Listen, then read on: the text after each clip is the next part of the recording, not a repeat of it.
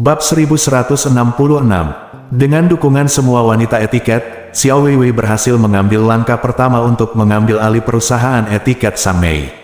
Setelah sibuk di perusahaan hingga larut malam, ia berhasil menaiki bas terakhir dan menyeret tubuhnya yang kelelahan kembali ke villa mewah kelas 1. Sejak Xiao Weiwei pergi bekerja, keluarga Xiao hampir tidak kelaparan. Mereka juga menyiapkan nasi di rumah. Saya tidak berani mengatakan bahwa mereka dapat memberi makan wanita tua Xiao dan dua orang tidak berguna Xiao Changqian dan Xiao Hailong dengan makanan dan daging. Setidaknya mereka lapar. Saya bisa mengukus sepanci nasi putih untuk memuaskan rasa lapar saya.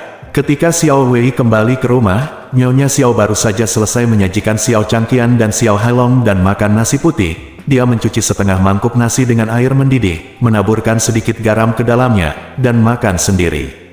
Melihat kembalinya Xiao Weiwei, dia tidak bisa menahan diri untuk mengeluh. "Weiwei, mengapa kamu kembali begitu terlambat hari ini? Aku sedang menunggu ayahmu dan saudara laki-lakimu di rumah sendirian, dan aku sangat lelah sehingga kamu bahkan tidak mengatakannya. Kamu akan pulang kerja lebih awal untuk membantuku."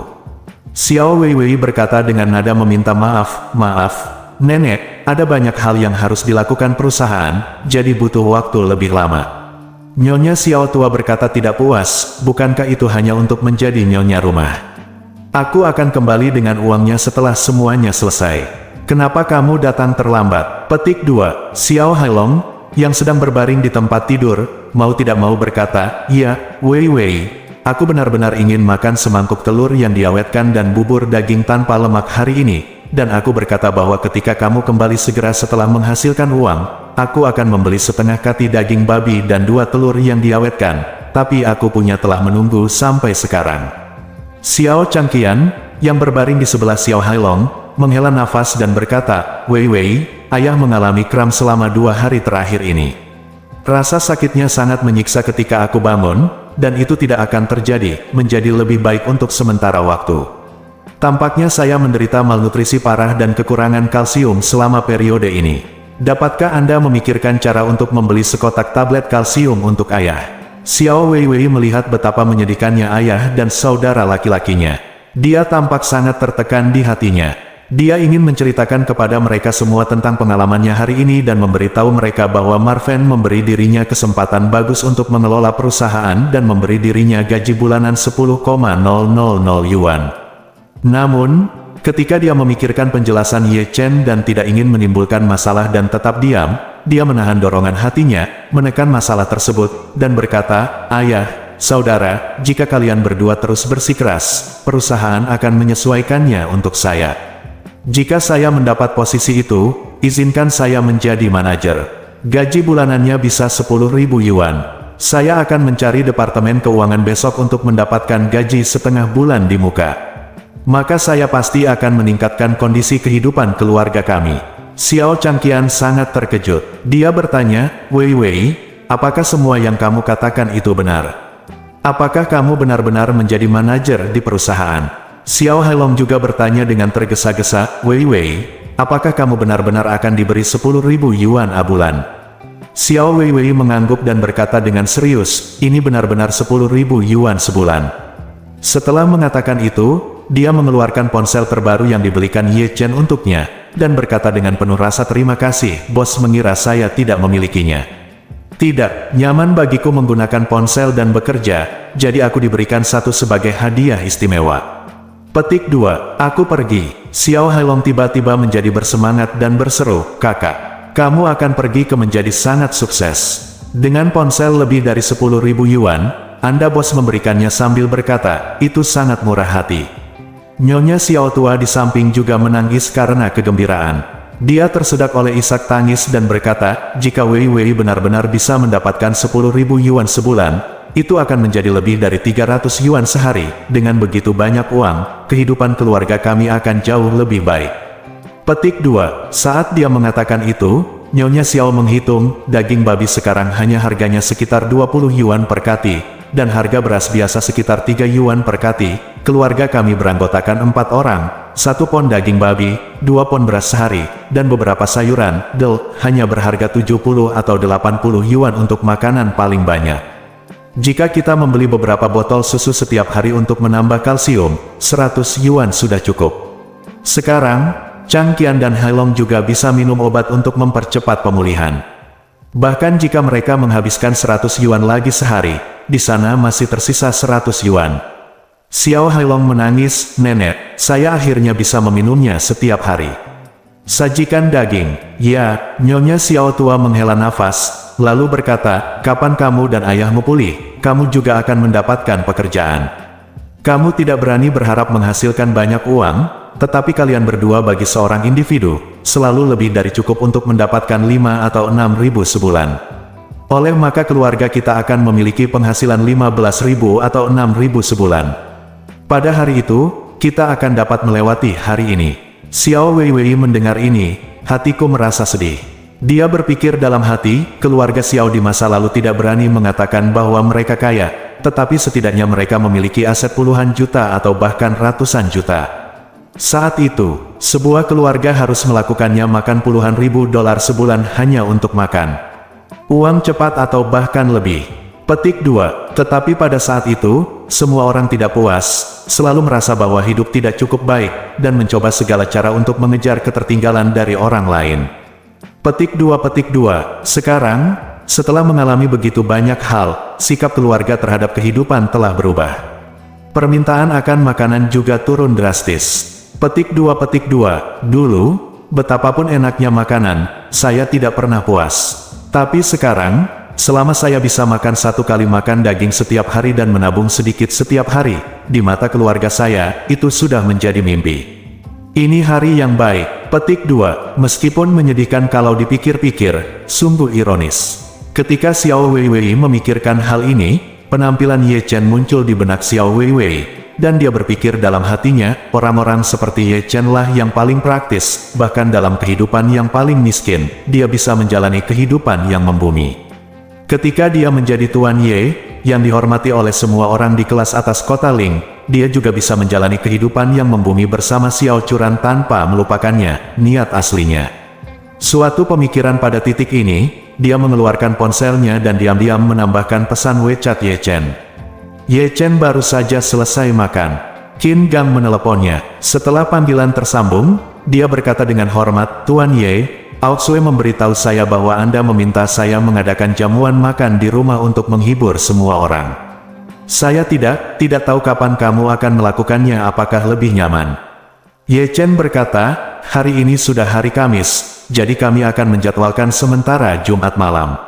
Bagaimana menurut Anda?" Qin Gang berkata dengan hormat, "Tidak ada masalah. Dengan waktu saya, semuanya didasarkan pada waktu Anda, Tuan Ye." "Itu benar." Ye Chen bersenandung dan berkata, "Kalau begitu mari kita atur untuk Jumat malam.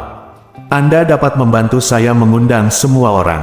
Qin Gang berkata dengan tergesa-gesa, "Tuan Ye, izinkan saya melaporkan nomornya orang-orang kepada Anda dan lihat apakah itu benar." "Oke." Qin Gang berkata, "Pertama, Nona Song dan Tuan Song dari keluarga Song, lalu Dokter Ajaib Si Tian Qixi, lalu Chen Zekai, Tuan Chen, Sibo orang terkaya Li Tailai, Hong Wuye, Wang Zenggang dari keluarga Wang, dan Wei dari Jiuxuan Pharmaceutical Liang." Ye Chen berkata, "Ingatlah untuk mengundang Wang Dongsui, wakil ketua grup di Hao." Qin Gang segera berkata, "Oke Tuan Ye, saya akan menelepon wakil pimpinan Wang nanti." Ye Chen berkata, "Kalau begitu tolong bantu saya mengaturnya." Qin Gang segera berkata dengan penuh hormat, "Tuan Ye, Anda dan saya tidak perlu bersikap sopan. Jika Anda ada yang harus dilakukan, tanyakan saja padaku." Ye Chen bersenandung dan berkata sambil tersenyum, "Aku akan pergi ke sana beberapa jam sebelumnya untuk memberi Aoxue bimbingan, dan memberimu hadiah kecil." Ketika Qin Gang mendengar ini, suaranya bergetar karena kegembiraan, dan dia menyadari bahwa Ye Chen mungkin ingin setelah memberikan pil peremajaan untuk dirinya sendiri, dia berseru dengan kegembiraan yang tak terkendali, "Tuan Ye, terima kasih banyak." Ye Chen tersenyum sedikit, "Kamu selamat datang. Katakan saja ini dulu, sampai jumpa besok." "Baiklah, Tuan Ye, sampai jumpa besok." Ye Chen menutup panggilan suara Qin Gang dan tiba-tiba melihat pemberitahuan di buku alamat WeChat-nya bahwa dia punya teman baru. Dia mengkliknya dan menemukan bahwa Xiao Weiwei lah yang mengirim permintaan pertemanan, jadi dia mengklik untuk lulus verifikasi. Segera setelah itu, Xiao Weiwei segera mengirimkan pesan, "Kakak ipar, saya sudah menetap di perusahaan. Ada hampir 300 wanita etiket yang bersedia bekerja sama dengan perusahaan. Saya khusus melapor kepada Anda." Ye Chen juga sedikit terkejut dengan jumlah orang dan diam-diam berpikir bahwa Xiao Weiwei seharusnya melakukannya dengan baik. Dia menjawab, "Bagus sekali, teruslah bekerja dengan baik." Xiao Weiwei buru-buru berkata, "Oke, kakak ipar, aku akan melakukan yang terbaik." Kemudian, dia mengirimkan kalimat lain, "Kakak ipar, aku ingin melamar sesuatu denganmu." Ye Chen bertanya, "Katakan padaku." Xiao Weiwei berkata, "Kakak ipar, ada banyak tempat di mana uang dibelanjakan di rumah. Saya ingin meminta uang muka setengah bulan dari gaji Anda, bolehkah?" Petik 2. Ye Chen tahu bahwa dia pasti mengalami kesulitan, jadi dia langsung setuju dan menjawab, "Tidak masalah, sapa saja petugas keuangan." Xiao Weiwei segera mengirimkan ekspresi terima kasih dan berkata, "Terima kasih, kakak ipar." Bab 1167. Ye Chen tidak tahu banyak tentang Xiao Weiwei. Awalnya, saya hanya ingin membantunya sedikit, memberinya sejumlah uang, dan membiarkan dia menyelesaikan kesulitan saat ini karena penyesalannya yang tulus. Tetapi setelah mengetahui bahwa dia diintimidasi, dan mengetahui bahwa Liu Zhonghui dan Chen Xiaofei terlalu banyak menindas orang lain, Ye Chen kurang lebih memiliki ide untuk menghilangkan kerugian bagi masyarakat. Oleh karena itu, dia dengan lancar menyerahkan perusahaan etiket Sang Mei Liu Zhonghui kepada Xiao Weiwei untuk dijalankan. Namun, Ye Chen masih sedikit waspada dan khawatir terhadap Xiao Vivi, jadi dia menetapkan kepada Xiao Wei bahwa meskipun dia harus mengelola seluruh perusahaan, dia hanya bisa mendapatkan gaji bulanan sebesar 10.000 yuan. Alasan melakukan hal ini adalah untuk membatasi pendapatan dan haknya serta membiarkannya melakukan segala sesuatunya dengan damai daripada menghilang secara tiba-tiba. Xiao Weiwei tidak banyak berpikir. Jauh di lubuk hatinya, dia sangat puas bahwa Ye Chen dapat membantunya sampai saat ini. Yang dia inginkan sekarang hanyalah bekerja keras dan melakukan pekerjaan dengan baik di perusahaan etiket Sang Mei.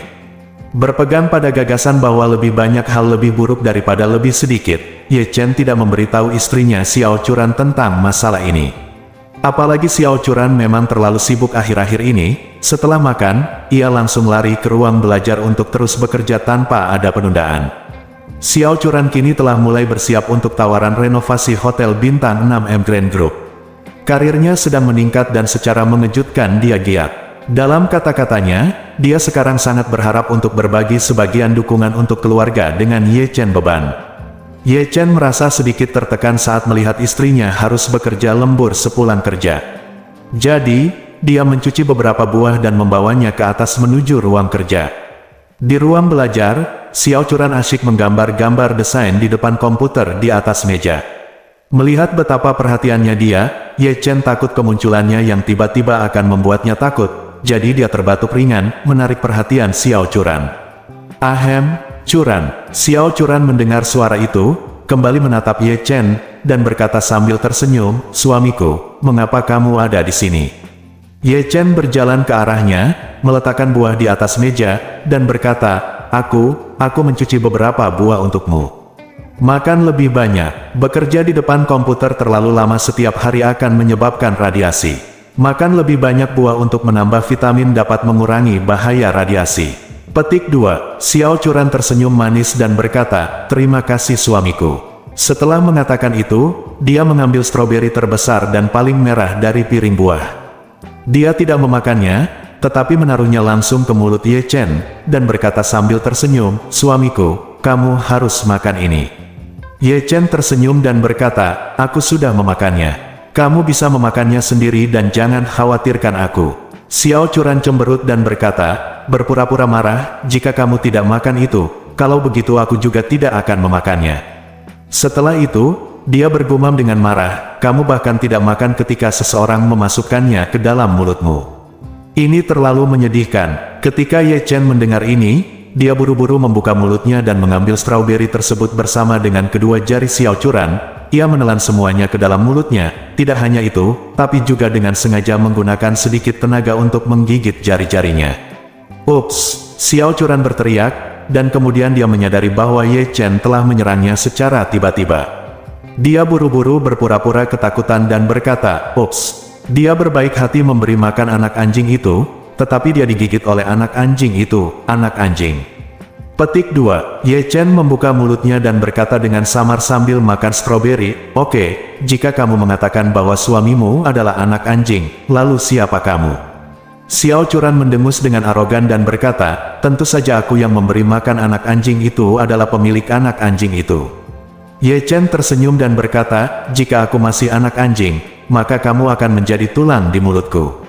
Xiao Churan berkata sambil tersenyum, "Bagaimana kamu bisa menggunakan metafora seperti ini?" "Ya, membandingkan orang sampai ke tulang."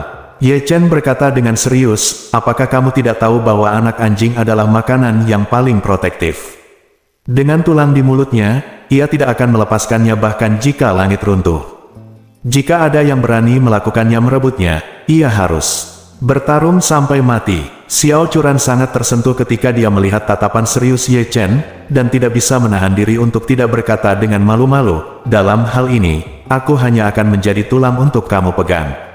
Ye Chen tertawa dan berkata, "Jangan hanya bicara, makanlah buah dulu." Xiao Churan mengangguk, mengambil 2 stroberi lagi, memasukkan satu ke dalam mulut Ye Chen terlebih dahulu, lalu memasukkannya ke dalam mulutnya. "Masukkan yang kedua di mulutmu dan gigitlah." Ye Chen melihat layar komputernya dan menemukan bahwa prototipe desain yang sangat besar telah dibuat pada perangkat lunak desain, jadi dia tidak bisa menahan diri untuk tidak bertanya padanya, "Sayang, kamu harus melakukan desain proyek sebesar itu dulu, dirimu sendiri." Xiao Churan berkata, "Tidak juga, yang saya lakukan sekarang hanyalah sketsa, karena saat menawar, Anda tidak perlu membuat rencana desain yang terlalu detail, yang utama adalah mencerminkan gambaran umum. Saat menunggu penawaran, Anda perlu membuat ini. Rencana desain dan kutipan anggaran dekorasi yang lebih detail telah dikirim ke masa lalu. Namun, studio saya saat ini memiliki staf yang relatif sedikit. Untuk proyek sebesar itu, setiap orang harus bekerja keras, jadi saya terutama bertanggung jawab untuk menggambar, dan yang lain fokus pada dalam hal mengintegrasikan pemasok berbagai bahan dan biaya proyek aktuaria. Jumlah proyek ini sangat besar, harus menghubungkan setidaknya ratusan pemasok dan menyelesaikan ribuan produk tunggal." Petik 2. Ye Chen mengangguk dan berkata dengan sedih, "Kamu juga jangan terlalu lelah, dan perhatikan keseimbangan antara bekerja dan istirahat." Xiao Churan berkata sambil tersenyum, "Jangan khawatir, ini hanya untuk beberapa hari ini. Setelah beberapa hari ini, saya akan mengemas dan menyerahkan seluruh dokumen penawaran, lalu menunggu review internal Emgrand Group. Jika lolos, saya akan segera memperluas tim. Jika gagal, akan dianggap sebagai latihan." Petik 2. Setelah itu, Xiao Churan berkata dengan serius, "Jika proyek saya berhasil, maka Anda tidak perlu bekerja terlalu keras dan menghasilkan uang sendirian di masa depan. Kami dapat menghidupi keluarga kami." Petik 2. Pengeluaran keluarga kami secara keseluruhan sangat tinggi sekarang, biaya properti villa ratusan ribu setahun, belum lagi hal-hal lain. Petik 2. Sebagian besar keuntungan yang diperoleh studio saya sebelumnya telah diinvestasikan dalam perluasan skala. Saya tidak pernah bisa mensubsidi keluarga atau berbagi beban untukmu, jadi kali ini aku harus berusaha memenangkan proyek ini dan memberikan kontribusi kepada keluarga." Ye Chen sangat memahami karakter Xiao Churan. Dia tidak pernah peduli dengan uang. Dia biasanya peduli dengan makanan, pakaian, perumahan dan transportasi. Tidak ada persyaratan. "Alasan saya ingin bekerja keras untuk memulai bisnis dan menghasilkan uang sekarang adalah karena keluarga saya." Jadi, dia berkata dengan lembut dari lubuk hatinya, "Istri, terima kasih." Xiao Churan berkata dengan serius, "Saya ingin mengucapkan terima kasih. Anda telah menghidupi keluarga kami begitu lama. Orang tua Anda menahan Anda." Ye Chen buru-buru berkata, "Apa yang kamu katakan? Wajar jika suamiku menghasilkan uang untuk menghidupi keluarga. Dalam 3 tahun pertama pernikahan, aku tidak menghasilkan 1 sen pun dan hanya mencuci, menyapu, dan memasak di rumah. Kamu juga, aku tidak pernah membenciku. Tidak masalah jika aku mengambil lebih banyak tanggung jawab sekarang." Xiao Churan tersenyum tipis dan berkata dengan tulus, "Yang paling penting adalah kita selalu bisa memahami dan bertoleransi satu sama lain seperti ini. Jauh lebih bermakna daripada menghasilkan uang. Sama seperti sebelumnya, meskipun Anda tidak mendapatkan sepeser pun. Pekerjaan rumah Anda selalu dilakukan dengan tertib dan Anda menjaga saya dengan baik dalam segala aspek. Ini lebih penting daripada menghasilkan uang. Bab 1068. Mendengar permintaan Ye Chen, Takehiko Ito berkata tanpa ragu, "Tuan Ye, perahu adalah masalah sepele. Saya dapat menyiapkan kapal pesiar mewah untuk Anda kapan saja dan memastikan bahwa Anda dapat meninggalkan Dongdu melalui laut tanpa hambatan. Saya hanya tidak melakukannya tahu kapan Anda berencana untuk pergi."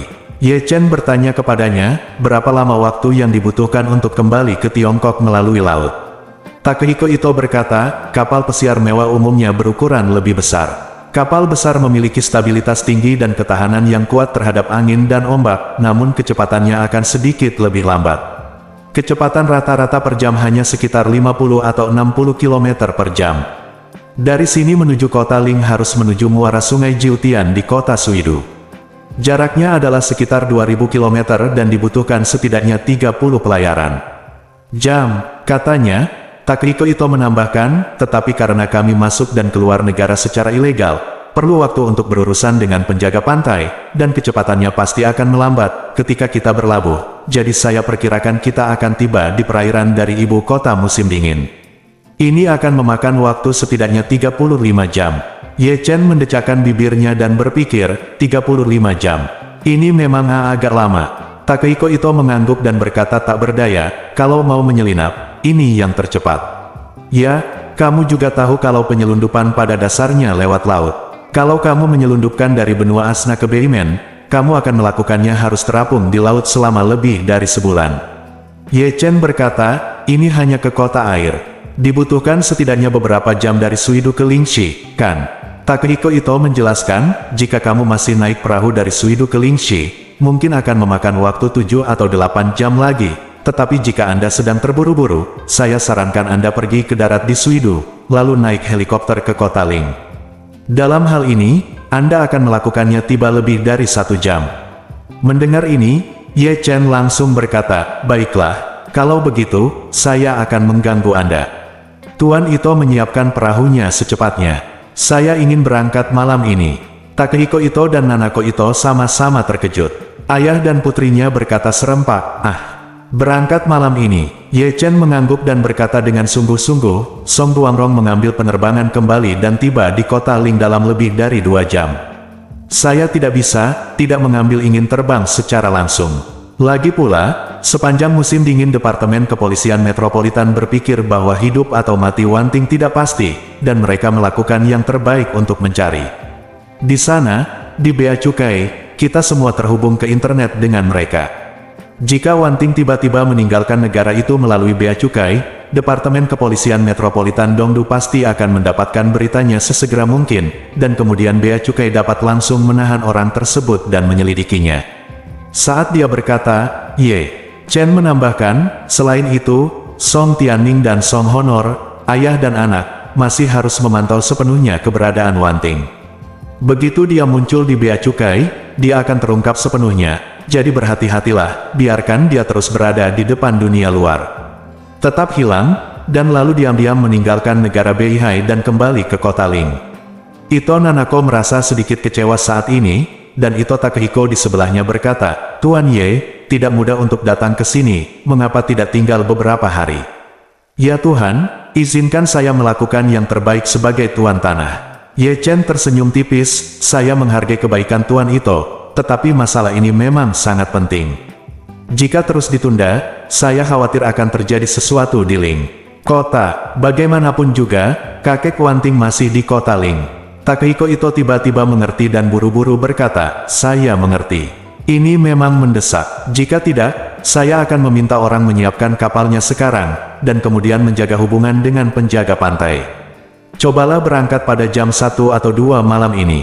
Ye Chen berkata dengan penuh rasa terima kasih banyak, Tuan Ito. Ito, Takehiko dengan cepat melambaikan tangannya, Tuan Ye, sama-sama. Anda adalah dermawan yang hebat bagi keluarga Ito, dan saya harus melakukan sesuatu untuk Anda. Saat dia mengatakan itu, dia mengeluarkan ponselnya dan berkata kepada Ye Chen, Tuan Ye, saya akan menelepon untuk membuat pengaturan.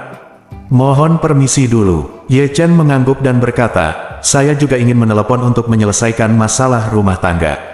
Kemudian, Ye Chen mengeluarkan ponselnya, memulai grup di WeChat, menarik Chen Zekai dan Hongwu ke dalam grup, dan berkata, apakah kalian berdua akan istirahat sekarang? Jika nyaman, mari kita lakukan panggilan konferensi. Keduanya langsung menjawab, nyaman. Ye Chen segera memulai panggilan suara grup, dan Chen Zekai serta Hongwu terhubung satu demi satu. Chen Zekai adalah orang pertama yang bergabung dan berkata, Tuan, apa perintah Anda? Kemudian, Hongwu juga masuk, Tuan Ye, apa yang ingin Anda berikan kepada saya? Ye Chen berkata, itu benar, kalian berdua adalah orang-orang yang dapat saya percayai sepenuhnya, jadi apa yang akan saya katakan selanjutnya, Anda harus menjaga kerahasiaannya dan menerapkannya dengan ketat. Apakah Anda mengerti? Keduanya berkata serempak, jangan khawatir. Kita harus merahasiakannya. Tegakkan dengan tegas. Ye Chen bersenandung dan melanjutkan, Song Tianning dan Song Honor sekarang akan merebut tahta di keluarga Song. Kalian berdua harus segera menghubungi Song Tianning dan memberitahu saya bahwa Tuan Song dalam kondisi sehat dan ingin mengunjunginya. Tuan Song, mohon lebih memperhatikan kondisi fisik dan keselamatan pribadi Tuan Song. Chen Zekai berseru, ayah dan anak keluarga Song ingin merebut tahta. Petik 2 tanda seru. Lalu apa yang terjadi dengan Nona Wanting di Dongdu? Apakah itu juga salah mereka? Ye Chen berkata dengan dingin. Ya, mereka mengatur semuanya. Hongwu mengertakkan gigi dan berkata, sialan. Ayah dan anak ini sangat kejam sehingga mereka bahkan akan membunuh kerabat mereka sendiri. Aku akan membiarkan saudara-saudaraku meretasnya sampai mati. Ye Chen memperingatkan, jangan terlalu impulsif. Saya akan menangani situasi antara ayah dan anak. Yang harus Anda lakukan adalah melindungi keselamatan Tuan Song. Hongwu hanya bisa berkata dengan marah, baiklah Tuan Ye, saya mendengarkan Anda. Ye Chen menambahkan, satu hal lagi, saya berencana untuk membawa Wanting kembali ke Tiongkok melalui laut. Kapal akan berlabuh di Suidu. Lao Chen, tolong atur helikopter untuk saya terlebih dahulu. Ketika kami tiba, kami akan segera transfer helikopter kembali ke kota Ling. Chen Zekai berkata tanpa ragu-ragu, tidak masalah. Tuan muda, saya akan mengatur malam ini agar helikopter menunggu Anda di Suidu. Ye Chen berkata dengan puas, oke, kalian berdua akan memantau dengan cermat setiap gerakan keluarga Song dan putranya. Jika ada tindakan, laporkan kepada saya tepat waktu. Setelah menelepon, Song Wanting yang baru saja selesai mandi di pemandian air panas, berjalan cepat di bawah pimpinan para pelayan keluarga itu. Ketika dia tiba, dia berkata dengan sangat malu, aku benar-benar minta maaf, karena membuat semua orang menungguku. Ito Nanako buru-buru tersenyum dan berkata, Nona Song, kamu tidak perlu bersikap sopan, kami baru saja duduk. Saat dia mengatakan itu, dia berdiri dan berkata, Nona Song, kenapa kamu tidak duduk bersamaku? Song Wanting mengangguk, oke, terima kasih, Nona Ito. Sambil mengatakan itu, dia duduk di sebelah Ito Nanako. Ito Nanako memandangi rambutnya yang masih basah dan berkata sambil tersenyum, rambut Nona Song kualitasnya sangat bagus, hitam dan berkilau, dan memiliki banyak volume. Tidak tahu apa yang biasa Anda gunakan untuk merawat rambut. Song Wanting tersenyum tipis dan berkata, saya biasanya menggunakan sampo jahe yang memiliki efek menumbuhkan rambut. Dikombinasikan dengan masker rambut bergizi dapat menjamin kualitas rambut saya. Namun merek yang saya gunakan mungkin tidak tersedia di Beihai Guo. Saat aku kembali, kirimkan beberapa ke Nona Ito. Ito, Nanako berkata dengan penuh semangat, oh, terima kasih banyak, Nona Song. Wanting Song tersenyum dan berkata, Nona Ito, kamu tidak harus bersikap sopan, dan kamu tidak harus selalu memanggilku Nona Song. Panggil saja aku Wanting. Petik 2. Nanako Ito berkata dengan serius, Nona Song lebih tua dariku, jadi aku akan memanggilmu Sister Wanting. Bab 1069. Nanako Ito masih duduk di bangku kuliah terakhirnya, dia berusia 22 tahun, seusia dengan Qin Aoxue. Song Wanting kira-kira seumuran dengan Ye Chen. Oleh karena itu, Wanting Song 4 tahun lebih tua dari Nanako Ito. Masuk akal jika Nanako Ito menelepon adiknya. Namun Wanting Song sedikit tersanjung dengan sikap Nanako Ito. Nanako Ito sekarang menjadi kepala keluarga Ito, keluarga terbesar di kerajaan Beihai, dan kekuatan keluarga tersebut 10 kali lipat dari keluarga Song. Menjadi begitu kuat namun tetap sopan kepada Wan Ting Song dan berinisiatif memanggil adiknya tentu saja membuat Wan Ting Song merasa terharu dan merasa sedikit lebih dekat dengan Nanako Ito. Bagaimanapun, mereka adalah wanita dan memiliki banyak kesamaan topik, sehingga keduanya segera mulai mengobrol dengan penuh semangat. Pada saat ini, Takehiko Ito juga kembali. Dia terlebih dahulu menyapa Wan Ting Song dengan sopan, lalu berkata, "Tuan Ye, kapalnya sudah diatur. Kami akan menaiki kapal di pelabuhan kontainer Dongdu malam ini. Anda benar-benar beruntung. Sangat bagus." Sumber internal mengatakan bahwa patroli penjaga pantai akan melakukan pemeliharaan peralatan malam ini, sehingga pengawasan maritim akan sangat santai. Paling mudah untuk melaut malam ini. Setelah mengatakan itu, Ito Takehiko menambahkan, "Tapi saya juga sudah menghubungi pihak penjaga pantai.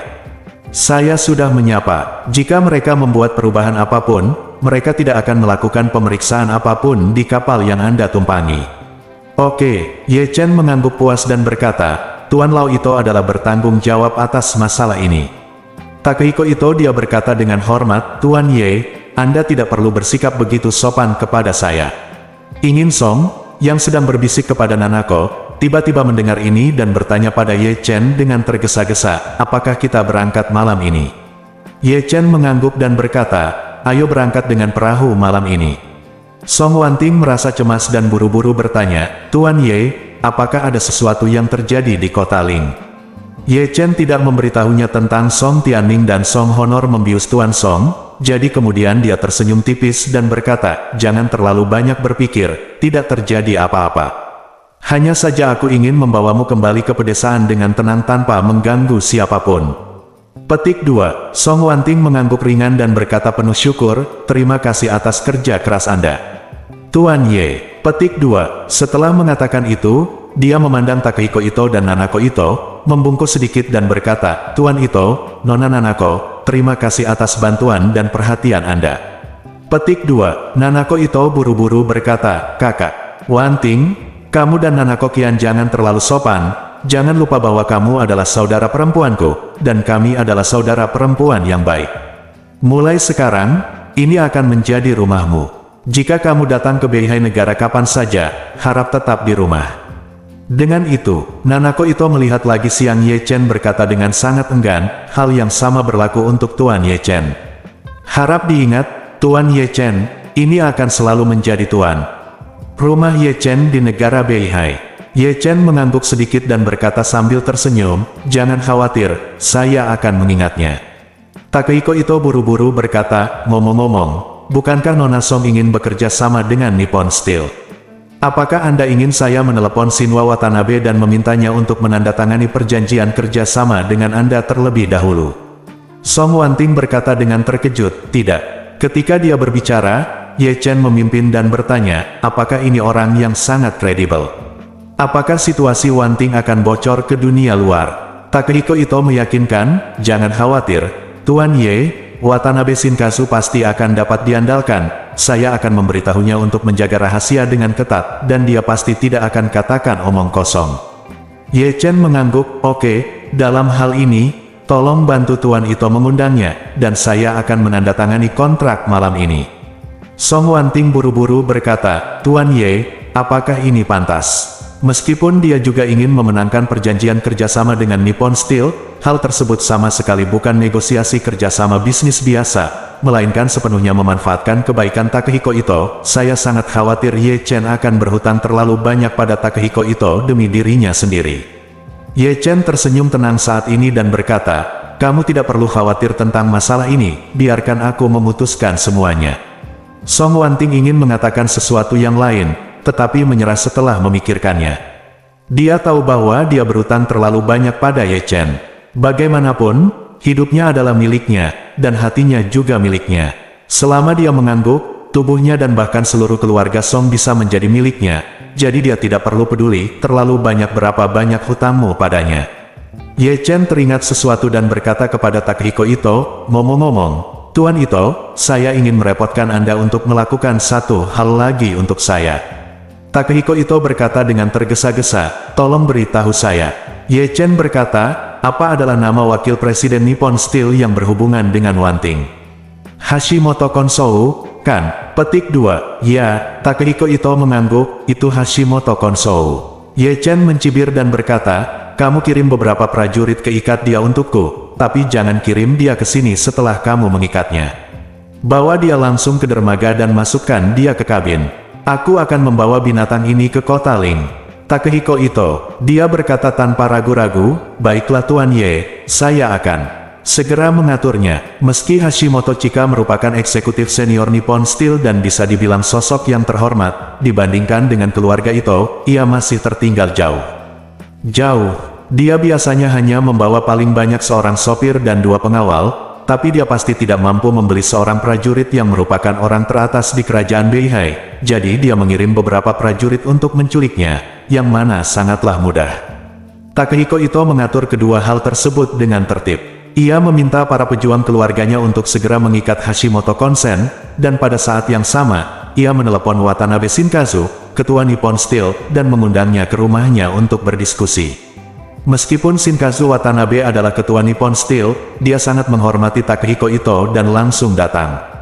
Begitu dia mendengar panggilannya, dan keduanya tinggal sangat dekat satu sama lain, jadi 10 menit kemudian, dia sudah sampai di rumah Takehiko Ito. Begitu Watanabe Shinkazu memasuki pintu dan melihat Takehiko Ito, dia buru-buru berjalan ke depan dan berkata dengan sedikit kerendahan hati, Saudara Ito, saya ingin tahu apakah Anda terlambat mencari saya. Apa yang ingin Anda katakan kepada saya? Takehiko Ito tersenyum sedikit, dengan raut wajahnya. Dia berkata dengan bercanda, memanggilmu ke sini selarut ini tidak akan menunda dunia antara kamu dan istrimu, kan? Watanabe Shinwa tersenyum canggung, dengan sedikit kesepian melintas di ekspresinya.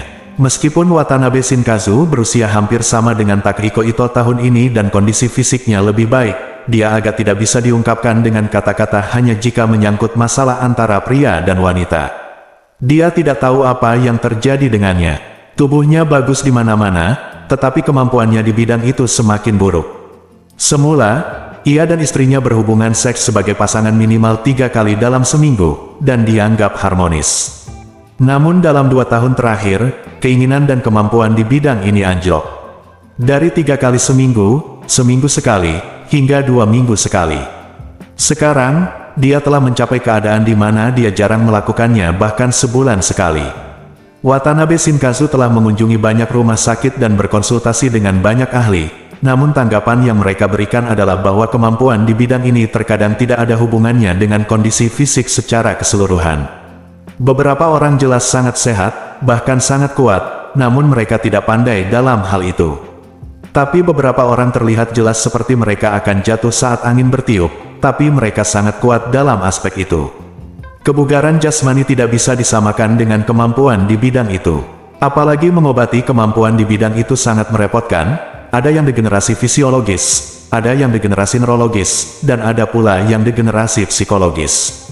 Secara keseluruhan, jika ada masalah di bidang ini, tidak peduli seberapa kaya Anda, masalah tersebut mungkin tidak dapat disembuhkan. Oleh karena itu, Watanabe Shinkazu hanya mengkhawatirkan hal tersebut, namun ia terlalu malu untuk membicarakan hal semacam ini kepada orang lain, sehingga Ito Takehiko tidak tahu apa-apa tentang hal tersebut. Namun, Ye Chen melihat sedikit kesedihan dalam ekspresi Watanabe Shinwa, dan setelah melihat lebih dekat ke wajahnya, dia sudah mengetahui situasinya dengan jelas. Bab 1170. Pada saat ini, pintu ruang dalam dibuka dengan lembut. Seorang wanita parubaya keluar dan bertanya padanya, Dongsue, apakah Walter sudah pergi? Wanita ini adalah ibu Wang Dongsue, Sun Yufang. Wang Dongsue buru-buru menyeka air matanya, berbalik dan menatap wanita itu, mengangguk dan berkata, ya, Bu, dia sudah pergi. Setelah mengatakan itu, dia buru-buru bertanya, Bu, bagaimana kabar ayah?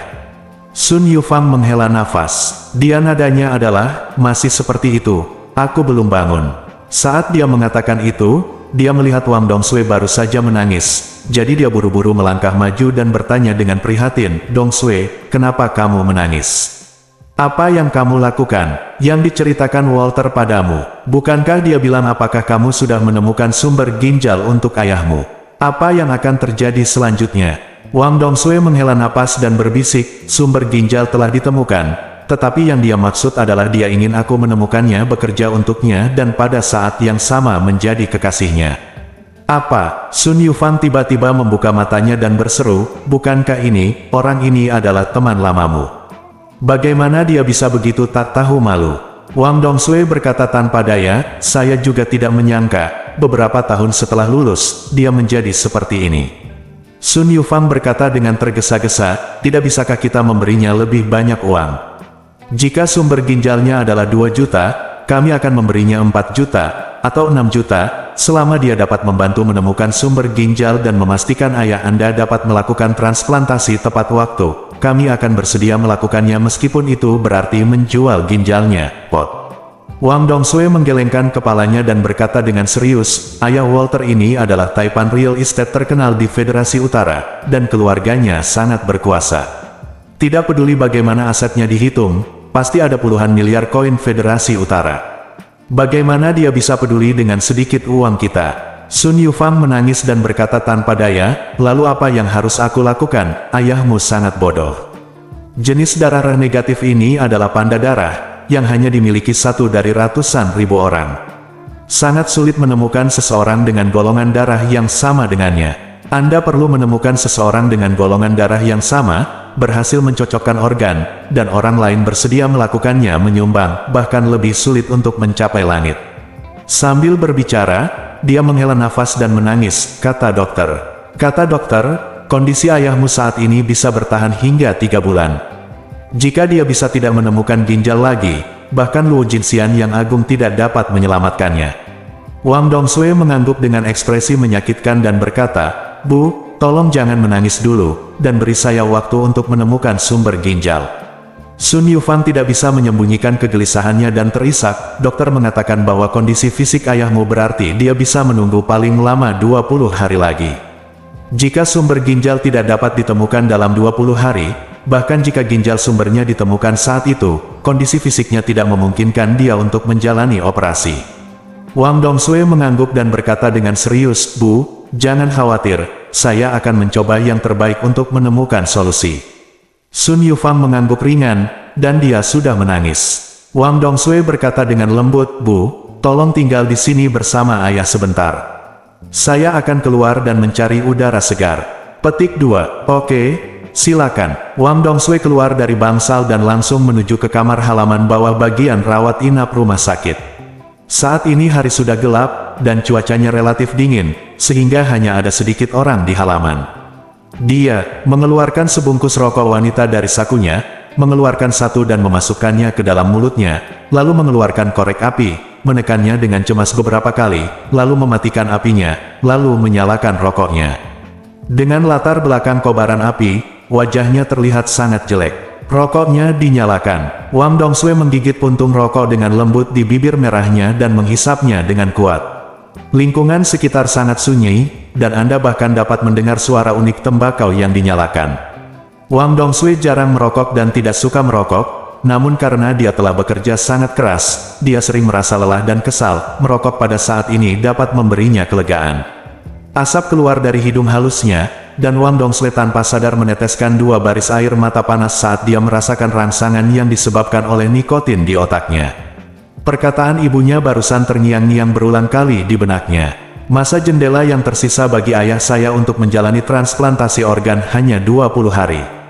Jika sumber ginjal yang cocok tidak dapat ditemukan dalam 20 hari ini, fungsi tubuh ayah saya akan memasuki tahap akhir penurunan. Dalam hal ini, tubuhnya akan menjadi sangat lemah sehingga dia bahkan tidak dapat meminum obat anestesi untuk operasi, apalagi menjalani operasi transplantasi organ besar. Situasi ini sangat mirip dengan beberapa pasien lanjut usia yang menderita kanker stadium akhir. Dapat diringkas dalam 12 kata, tubuh sangat lemah dan kondisinya sangat serius. Operasi, tubuh saya tidak bisa bertahan. Kemoterapi, tubuhku tidak dapat menahannya lagi.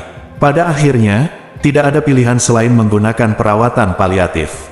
Terus terang, ini berarti menghentikan pengobatan dan beralih ke obat penghilang rasa sakit untuk membantu pasien menghilangkan rasa sakit di tahap akhir kehidupan mereka. Ayah Wang Dongsui baru berusia 50-an, bagi Wang Dongsui, dia tidak dapat menerima ayahnya meninggal di usia yang begitu muda. Namun, saat ini, peluang untuk menyelamatkan ayahnya sangat kecil. Ketika rokoknya habis, tanpa sadar dia menyalakan rokok lagi, dan dalam benaknya, kata-kata Walter kembali terlintas di benaknya.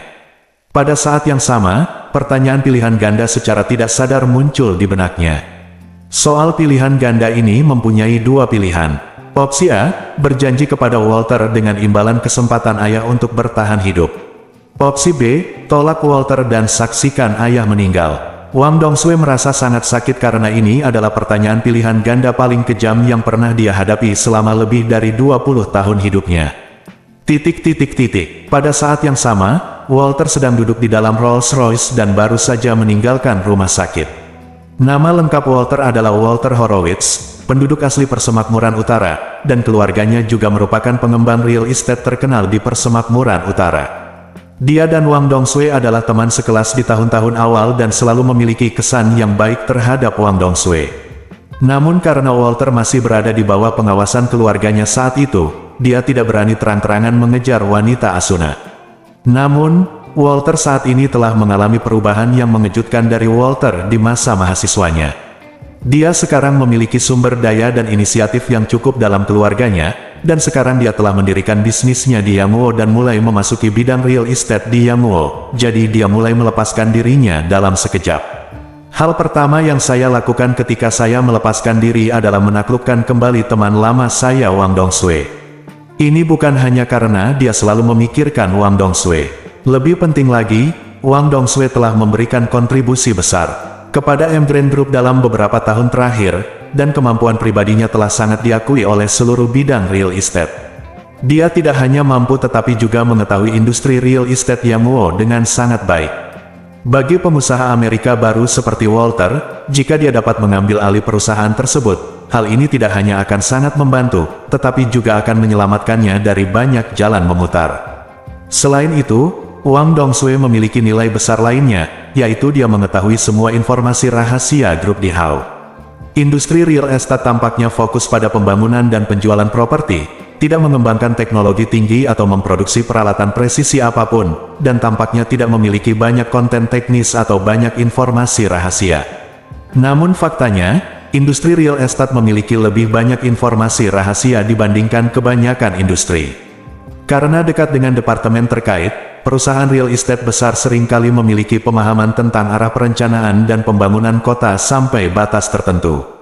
Misalnya, sebidang tanah tertentu mungkin direncanakan dan dikembangkan di masa depan, dan area tertentu mungkin akan dijangkau oleh angkutan kereta api di masa depan. Ini adalah informasi rahasia yang bernilai puluhan ribu dolar.